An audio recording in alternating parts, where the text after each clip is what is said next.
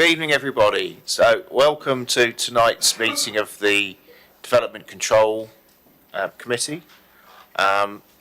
Just a few housekeeping procedures and explanation of proceedings, and then we'll make a start.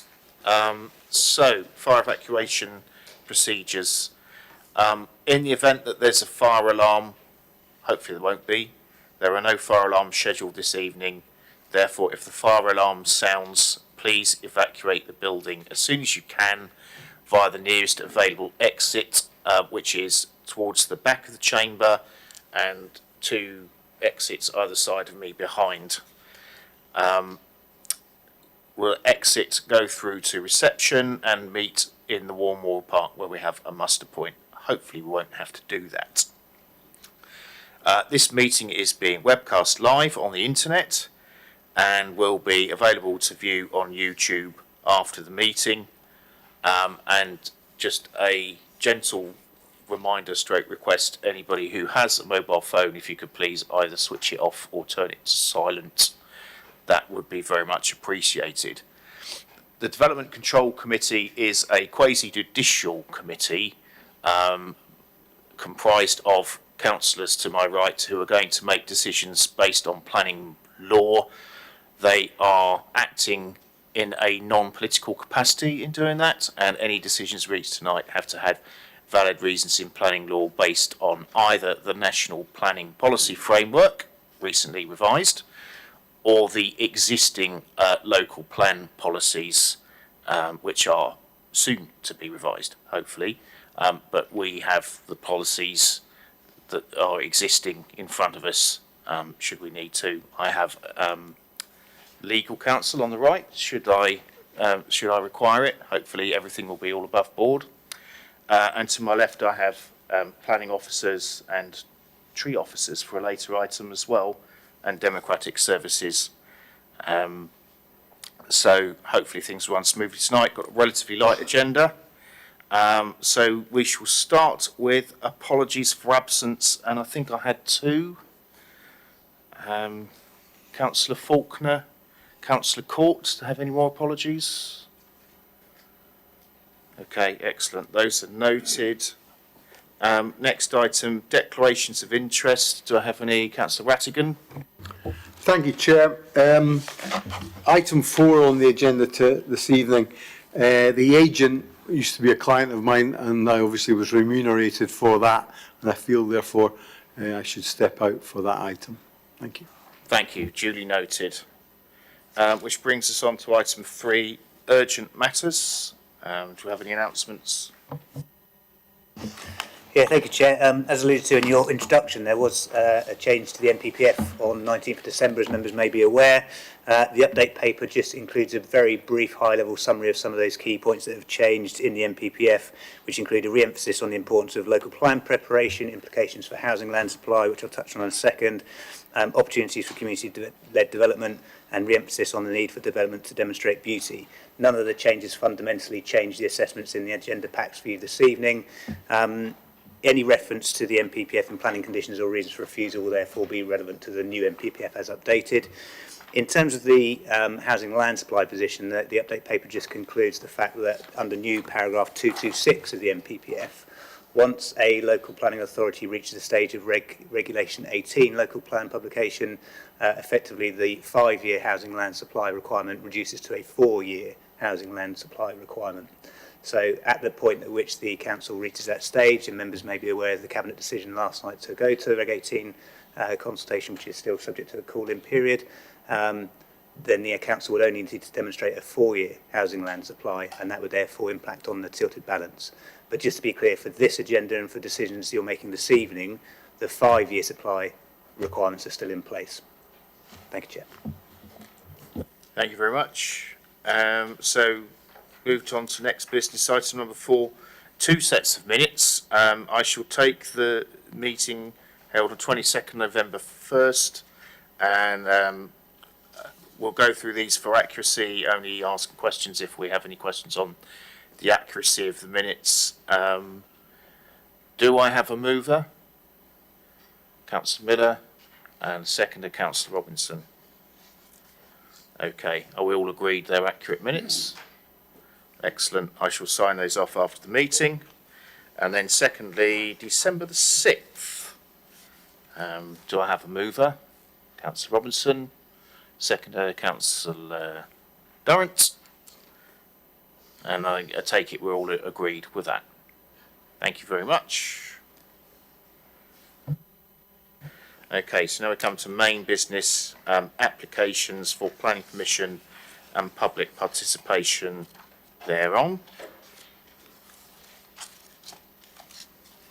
So we have 4 items in front of us tonight. One of the 5th one, or number 3 out of 5, has been withdrawn. So if we move to the first item, number 1, land at Griffin's Court, if we could have the officer introduced, please. Thank you, Chair. So this is a technical detailed consent application for site at land at Griffin's Court in Highclere. If I can just draw your attention to the update paper and the recommendation, the one on the committee papers and the agenda excluded, we'd missed that they didn't refer to the policies. So it's policy EM4, and the legal agreement is between the applicant and the borough, not the county as well, and it's to secure the woodland planting and future management as part of the habitat enhancement, which is biodiversity net gain. There's also reference on the update paper to what Mike has just referred to in terms of the new MPPF, and that at the moment we're still dealing with the 5-year land supply. There's no other update, and the officer's recommendation is for approval. Excellent, thank you very much. Now I have nobody down to speak on this item, so I shall throw it open to the floor for any questions you may have for officers. I see none. Okay, good. So we shall throw it open for debate. Do I have anyone wishing to speak, wishing to move? Councillor Robinson. Thank you, Chair.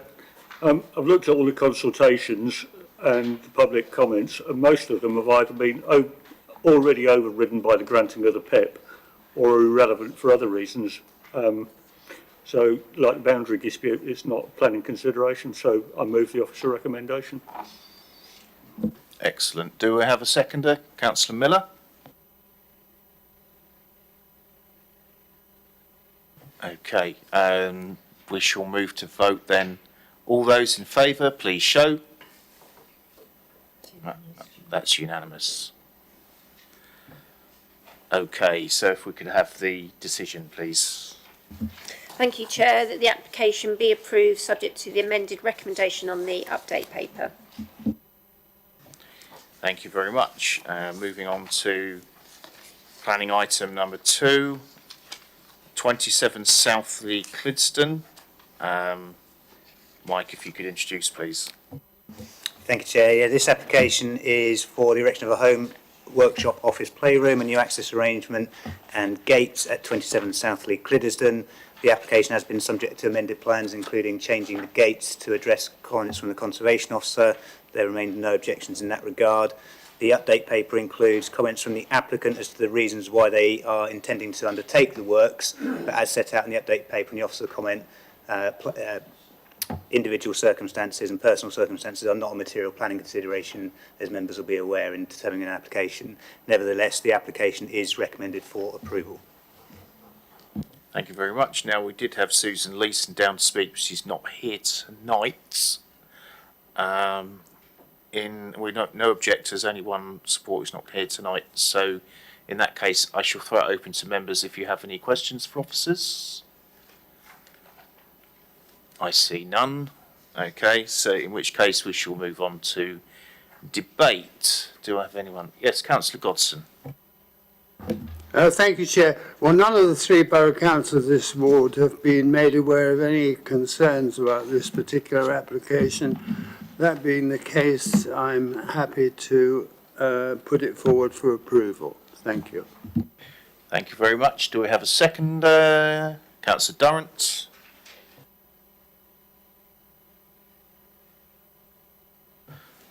Okay, nobody else wishing to speak. I shall move it to the vote. All those in favour, please show.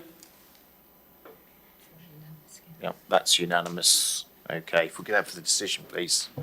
Thank you, Chair. That application has been approved subject to the conditions set out in the agenda paper. Okay, so item 3 has been withdrawn.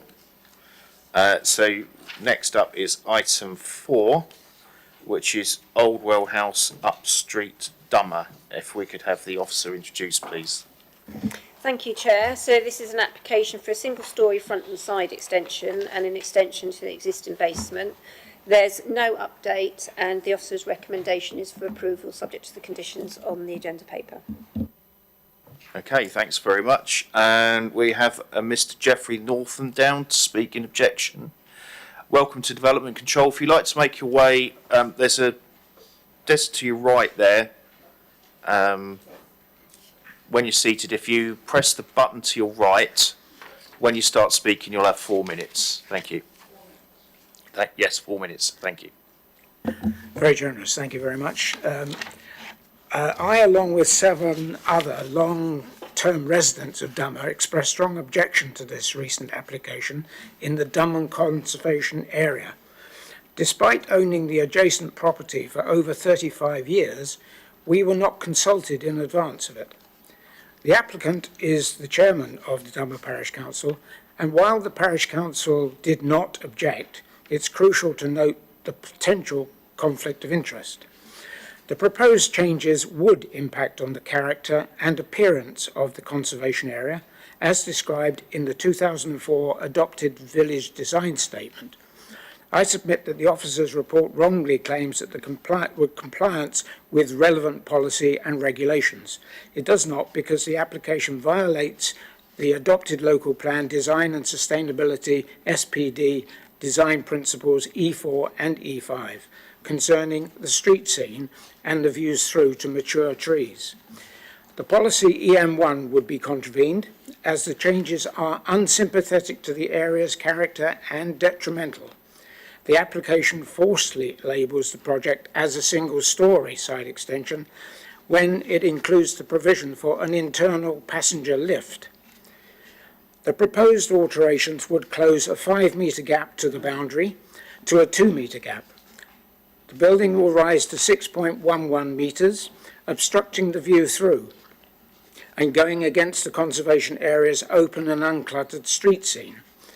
It would also move the building line forward by 6 metres to introduce a new substantial brick retaining wall for the new staircase. This would be visible from the road. The building, if extended, would have a width of 15.85 metres, creating an undesirable terracing effect. In summary, the application fails to contribute positively to the street scene, violating policy EM10, and is lacking in visual appeal. I urge you to reject this application. Thank you. Thank you very much. Do we have any questions for Mr. Northam from members? I see no hands raised. Thank you very much, Mr. Northam.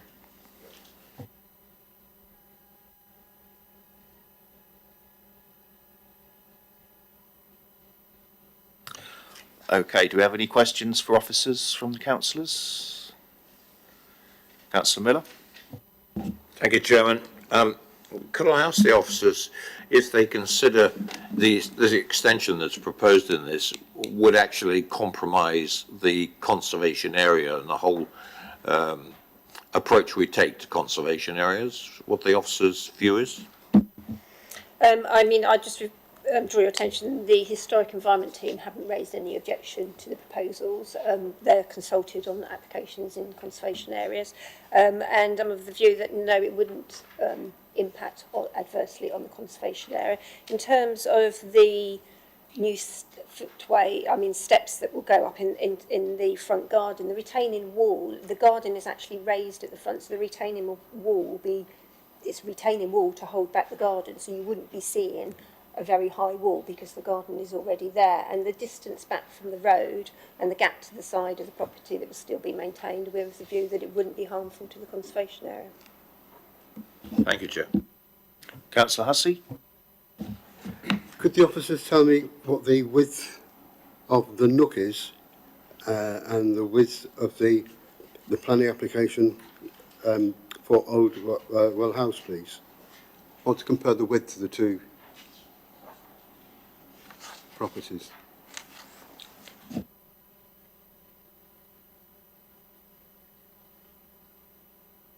I haven't got the widths. I mean, all I can refer you to is page 146, and it refers to the distances to the boundaries on either side. I was trying to get a view on the comment that it introduces a terracing effect. And to me, the two properties, the Nook and Orwell House, look approximately the same width.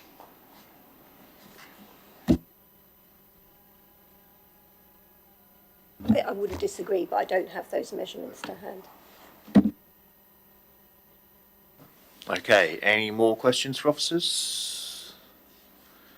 Okay, in which case we shall move on to debate. Do I have anyone wishing to speak or move? Councillor Howard-Sewell. Thank you, Chair. Obviously, we didn't have a viewing panel, so I can't be sure, but based on the diagrams, it doesn't actually raise the ridge height at all. It doesn't seem to impact much in the way of blocking the views through, as the speaker earlier suggested it might do. So I'm happy to move the recommendation as it's set out in the report. Okay, we have a mover. Do we have a seconder? Councillor Miller. And we shall move to vote unless anyone else has burning desire to speak. Okay, we'll move to vote. Those in favour, please show. And those against, that's unanimous. Okay, if we could have the decision, please. Thank you, Chair, that the application be approved subject to the conditions on the committee report. Okay, so we are now on planning application item 5. Yes, if Councillor Rattigan can come back in. Yeah.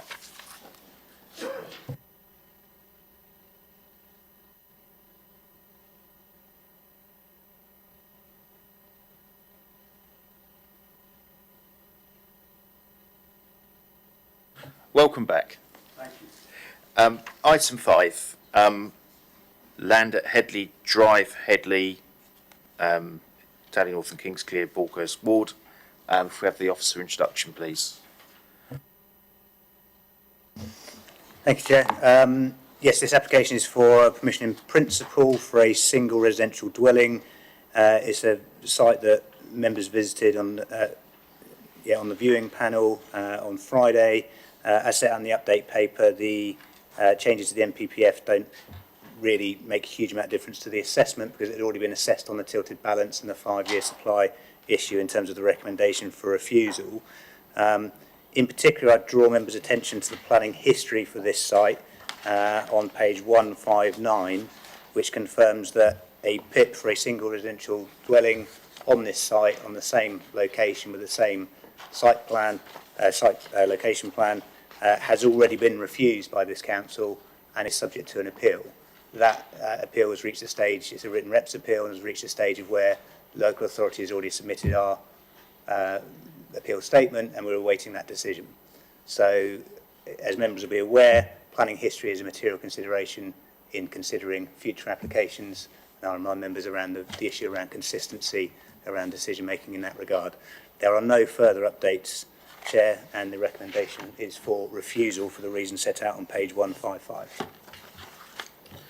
Okay, thank you very much. We don't appear to have any speakers. Do we have any questions for officers? I don't. Councillor Miller.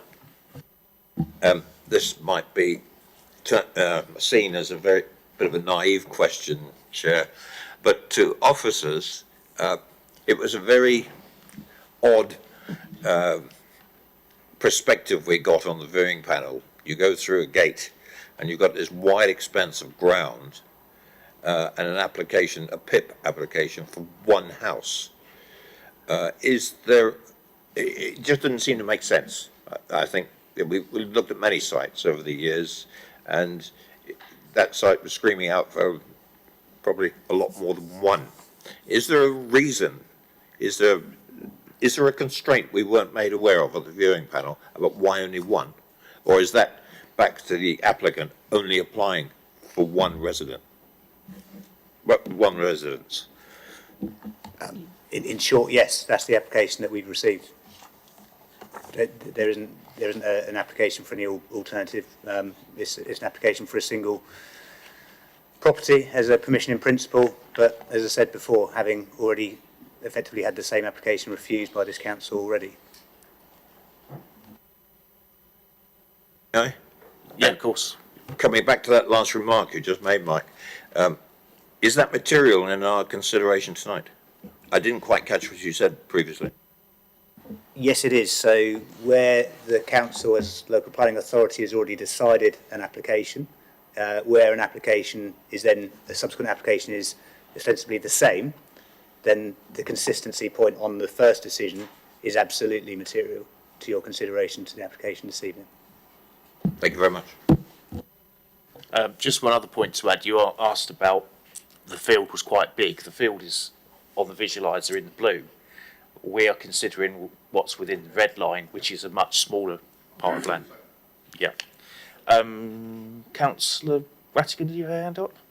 Thank you, Chair. Just on Councillor Miller's point, I was surprised as anybody that there wasn't a bigger, wider, more full application for what is quite a large site, and then was confirmed that there are constraints from Bloor Homes as to ransom strips. So the other bit of it will not be developed, and I think it is on that basis that we should be looking at why one is suitable or not. Thank you. Okay, Councillor Bound. Thank you, Chair. The previous refusal, as I understand it, was under delegated powers. Is that right? So it wasn't the committee that actually decided refusal.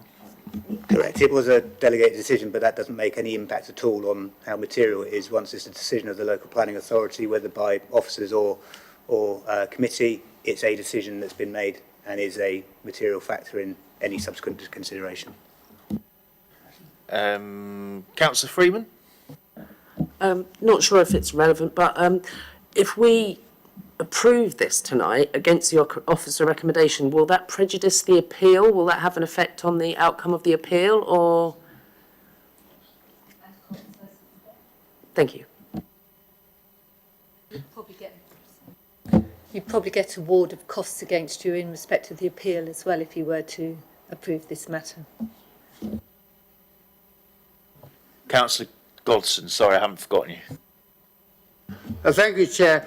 I was only going to comment that in view of the comments made by Mike Townsend about the appeal, which is currently in the system, as it were, it does seem appropriate to me that we should not be making a decision on this until we've received the result of that appeal.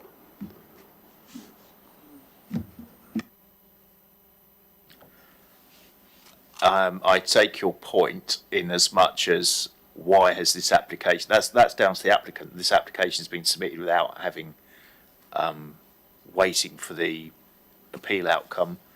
It's come before us, we have to decide it. It's as simple as that. Is there anyone else with any questions? Otherwise we'll move to debate. Councillor Robinson. Thank you, Chair. I'm really struggling with this one, because to put one house in that field seems absurd. It doesn't make a significant contribution to the housing stock. It doesn't help us with our 5-year housing land supply. I'd be considerably more sympathetic to putting 30 or 50 in there, but to put one is just really weird. And we have heard that there are possibly some ransom strips which are preventing that happening, but they're not a planning consideration. That's not something that we can consider. That's not our problem. And the reason that we were given for building this house by the applicant on Friday was that they have problems at Headley Tyres with the alarm going off, and they want a member of staff to be close by on site. Well, again, I don't know quite how that fits into planning law, but I'm pretty sure it doesn't. But if you've got a problem with the alarm system, you don't move a member of staff nearer to it. You fix your alarm system. So, as it stands, I look at that site. It doesn't flood, we know that, because if it did flood, we'd have been wading through it, and we definitely weren't. It's quite well screened. I'd love to see 30 or 50 houses on that site, but one is just completely and utterly absurd, and I move the officer recommendation. Thank you. Thank you. Councillor Batkin. Thank you. Obviously, had I been informed before it was decided on the delegated powers, I probably would have done exactly as I've done on this application. I am predisposed to it because I believe in organic growth, and Headley might have a fit if there was 50 new houses on there, if I'm really honest. That's just my personal opinion. I don't think there is nothing that says that Headley, under its neighbourhood plan, which we approved only a year ago in this council chamber, wanted large-scale development. It didn't. In fact, in the local plan update, which we discussed last night at Cabinet, Headley's current allocation is 10. So any suggestion that 30 could be slotted in just to replace a Tadley number or, dare I say, a Bramley number, I think is for the birds. What is in front of us is the decision of the officer to feel this is not appropriate. It says it's a countryside location. Well, it's next to the biggest housing development in Headley.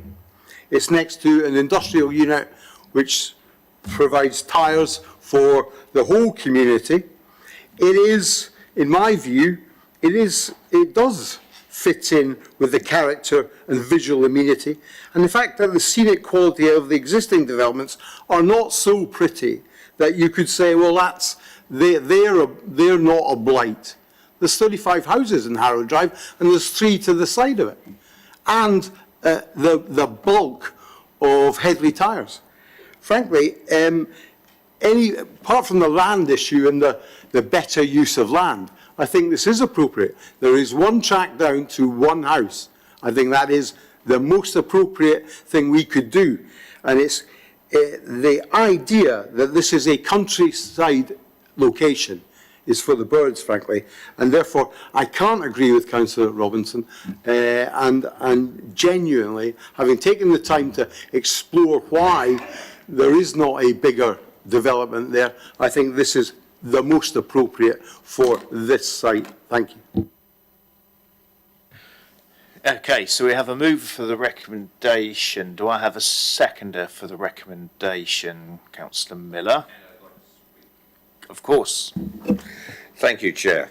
Yeah, I'll second Councillor Robinson's motion to accept the officer's recommendation. I think I asked the question, and it was explained by Mike, of a material consideration that I think without that, I think I might have gone along with something that Councillor Radigan just mentioned. You know, I think that fits. But unfortunately, that to me, and I'll use a planning expression, it tilts the balance as far as I'm concerned. And it's something we don't want to place this council in jeopardy of if we do go against the officer recommendation on this particular application. So I'm happy to second it for that particular reason. Thank you very much. Councillor Bound. Yeah, just briefly, Chair. I mean, as far as I'm concerned, if the inspector approves it, I will be happy enough with the house in that location, according to what I viewed on the viewing panel on Friday. However, we are in the situation where we don't know what the inspector is going to say, so I feel I have to go along with the recommendation of officers. Okay, thank you very much. Councillor Howell-Sorrell. Thank you, Chair. The comment that the legal officer has made me deeply uncomfortable. The fact that we have been not threatened, but warned that costs might be awarded against us if we approve this because the officers have previously made a recommendation has rendered me unable to vote on this. I'm going to abstain. which I think everybody else should do, to be honest. I don't think that we can make a decision in that context. We've basically just been told, if you want to vote against the offer recommendation, tough, that's going to cost the council tens of thousands of pounds. So that's how I've taken it. Anyway, please correct me if I'm wrong, but that's what I've heard, and now I feel that I can't do anything other than abstain. Well, I think it is material. You know, firstly, it's not a decision of an officer, it is the decision of the planning authority. And, you know, we have to have consistent decision making. And were an inspector to have an appeal, knowing that we had changed our mind, then the applicant would be likely to apply for costs, and it would be unreasonable behaviour on our part, and they'd be likely to get them. And members should be aware of that. Councillor Rattigan? Chair, on the basis that of Councillor Howard Sorrell's view, can this be deferred until we get a confirmation from the applicant, perhaps, that there would be a withdrawal of the appeal? I think that then puts us in a much stronger position of knowing about costs and that. I am advised we have a live proposal, so we will have to go through that first. If this helps members, basically we do have to be consistent in our decision making. If we're not consistent, essentially we've got the same application coming again twice. A decision was made, not by the individuals, you know, us as collective individuals, but by the council as the planning authority, and that's how it's viewed from the outside. So if the planning authority has the same application, makes a different decision, it can be seen as us behaving unreasonably. It's also, you know, if you put the same application again, expecting a different decision for the same thing, then that doesn't make sense to me anyway, but that's by the by. We've got a live proposal on the table. I shall now take the vote. Those in favour of the recommendation, please show.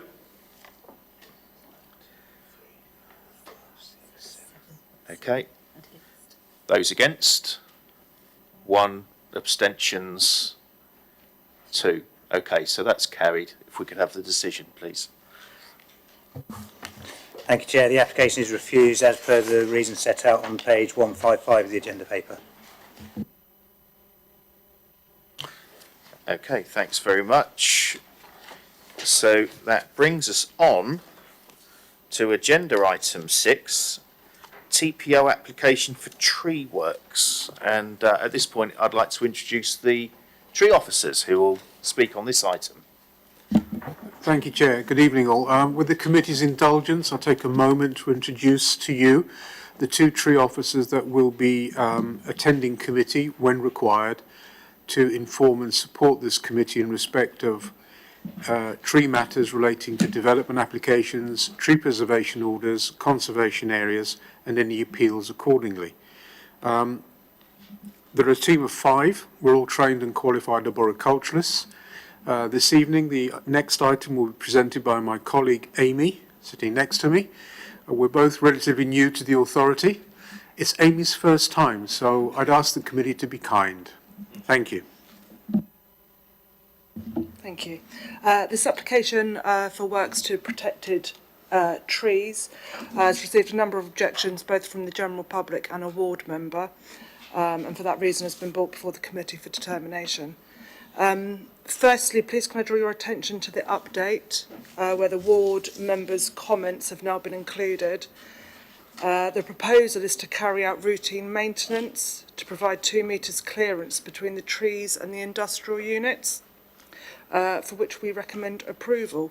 There are no trees to be felled here. Thank you. Thank you very much. Do we have any questions for Amy? I see no heads nodding at that point. In which case, we'll move on to debates. Councillor Miller.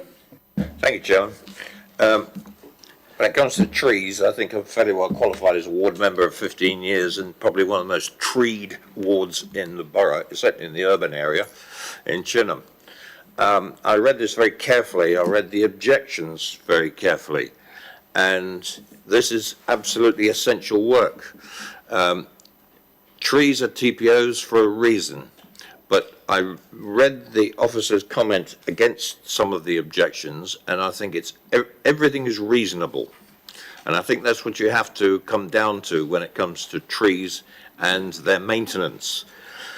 The one thing I will add to that, I'm glad that this maintenance is to be carried out, because there are many, many instances around the urban part of Basingstoke where some maintenance has not been carried out, and there are other places that really do need it. These trees have been growing now for decades, since a lot of the urbanisation, with no maintenance. And I'm very glad that, I'm not quite sure how this one got to committee, but because normally the tree panel handled it, but I welcome the paragraph 5 in the report. There's summarised the objections, and then it was answered by the officers, and I think they made a very good case. And I'm more than willing to support the officers in this particular case and in this particular application. I know it's slightly different to the normal household applications that we have, but when time comes at the end of debate, I'm more than happy to move the officer's recommendation, Chair. Excellent, thank you very much. Councillor Hussey, have you got your hand up? I'm going to make an obvious statement, but I would like you to concur. I'm assuming that the maintenance is for the health of the trees, to maintain them in a healthy order, which will... No, it's to maintain... Sorry, thank you. It's to maintain clearance from the building. The trees are starting to touch the industrial units now, so they have the potential to cause damage if adequate clearance is not maintained from the trees to the building itself. Thank you. Okay, anyone else wish to speak at this point? Councillor Robinson? Thank you, Chair. If you look on the visualiser when the photos are up, these are relatively small branches at the moment, and that's the time to do the maintenance, because if we don't, sooner or later, they're going to become big branches and they're going to really start damaging the industrial units. And then we'll be sitting here saying, shall we cut these significant branches off, when we could have dealt with it at an earlier stage whilst it was minor, and will have minimal impacts on the trees. So if Councillor Miller hasn't moved it already, you have. In that case, I will be happy to second it. Thank you. Okay, we have mover and a seconder. Does anyone else have anything to contribute? Otherwise, we'll move to vote. Okay, we shall move to vote. Those in favour of the proposal, please show. I think that's unanimous. Thank you very much. Okay, so last business, agenda item 7, request to discharge section 52 agreements relating to historic applications. We have officer introduction, please. Thank you, Chair. As you've said, this relates to requests to discharge Section 52 agreements relating to 3 planning permissions which have been implemented by reason of the access going in. Since that time, other planning permissions have been granted on the land for residential development, and that's referred to in paragraph 4.2 of the officer's report. So the application before you is to discharge some restrictive clauses and the section 52 agreements which are listed in paragraph 1.3 of the officer's report. And our recommendation is that for approval, under section 2.1, the recommendation under 2.1 brackets 1, it should read that the discharge of the section 52 agreements be secured by way of a deed of discharge, just to clarify that. So the officer's recommendation is for approval. Thank you very much. So we have no update, no speakers on this item. Councillors, do you have any questions? I see no hands raised. Okay, so we'll move on to debate. Do I have a mover? Councillor Miller. And do I have a seconder? Councillor Freeman. Okay, so we shall then move to vote. All those in favour, please show. And I think that's unanimous again. And I think that's it. That's end of business tonight. So thank you everyone for your attendance, and Have a safe trip home.